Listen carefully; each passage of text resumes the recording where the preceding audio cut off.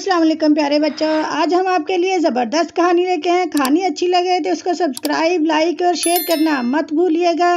ایک غریب لکڑہارا جنگل کے قریب رہتا تھا۔ وہ روز جنگل میں جاتا، لکڑیاں کاٹتا اور اسے شہر میں لے جا کر بیچ دیتا۔ وہ اس سوچ کے ساتھ زمین بھی کھودتا تھا کہ کبھی شاید اس میں سے اسے خزانہ مل جائے اور اس کی زندگی سنور جائے۔ اسی امید کے ساتھ وہ روزانہ اپنے ساتھ جنگل میں بیلچہ اور کلہاڑی بھی لے کر جاتا تھا۔ ایک دن خزانے کی تلاش میں زمین کھودنے لگا۔ اچانک اسے ایک بہت بڑی دیگ نظر آئی۔ وہ اس دیگ کو دیکھ کر بہت خوش ہوا اور دل ہی دل میں سوچنے لگا کہ اس دیگ کے اندر کوئی خزانہ چھپا ہوا ہے۔ جبھی تو اسے کسی نے جنگل میں درخت کے پاس زمین کھود کر دبایا ہوا ہے۔ وہ خوشی خوشی دیگ کی طرف بڑھا تاکہ اس کے اندر ہاتھ ڈال کر خزانے کو دیکھ سکے۔ اس نے جب دیگ میں ہاتھ ڈالا تو اسے پتا چلا کہ دیگ تو اندر سے بالکل خالی ہے۔ اس نے غصے میں دیگ اٹھا کر درخت کے پیچھے رکھ دی۔ کچھ دیر وہ خزانے کی تلاش میں زمین کھودتا رہا لیکن اس کے ہاتھ کچھ نہ آیا۔ اس نے غصے میں کلہاڑی اٹھا کر درخت کے پاس پھینک دی اور تھک ہار کر درخت کے قریب بیٹھ گیا۔ اچانک اس کی نظر دیگ پر پڑی۔ اس نے دیکھا کہ وہ کلہاڑی اس دیگ میں جا گری ہے اور اب دیگ میں 100 کلہاڑیاں موجود ہیں۔ وہ اس کلہاڑی کو دیکھ کر بہت حیران ہوا۔ ساتھ ہی اسے یہ بھی سمجھ میں آ گیا کہ یہ دیگ کوئی عام دیگ نہیں ہے بلکہ یہ کوئی جادوئی دیگ ہے۔ جبھی تو اس کی ایک کلہاڑی 100 کلہاڑیوں میں تبدیل ہوگی۔ وہ خوشی خوشی دیگ کو اٹھا کر گھر میں لے آیا۔ لکڑہارے نے اس دیگ کو ایک کمرے میں چھپا دیا۔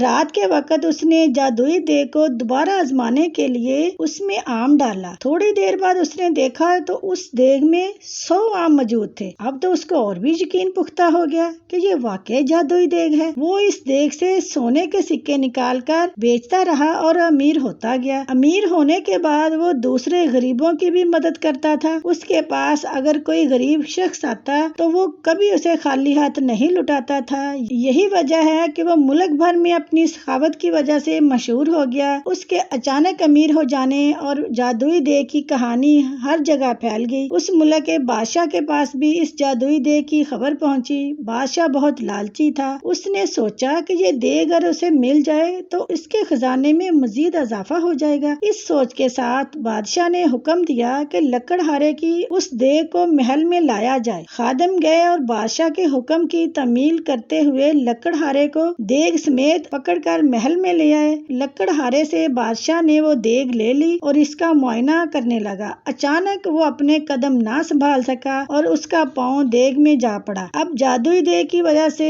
100 بادشاہ نکل آئے۔ ایک جیسے 100 بادشاہ میں ایک اصلی بادشاہ بھی تھا، باقی جادوئی تھے۔ وہ سب دیگ کے حصول اور لالچ کی وجہ سے ایک دوسرے سے لڑنے لگے۔ یوں سب نے ایک دوسرے کو جادوئی دیگ کے لالچ میں قتل کر دیا۔ لالچ کی وجہ سے اصل بادشاہ خود بھی زندہ نہ رہا۔ لکڑہارے نے اپنی جادوئی دیگ اٹھائی اور اسے لے کر اپنے گھر کی طرف چل دیا۔ پیارے بچوں، لالچ کرنا بری بات ہوتی ہے۔ اگر کسی کے پاس آپ سے زیادہ اچھی چیز موجود ہے تو آپ اس سے حسد نہ کریں بلکہ جو کچھ آپ کے پاس موجود ہے اس پر اللہ کا شکر ادا کریں۔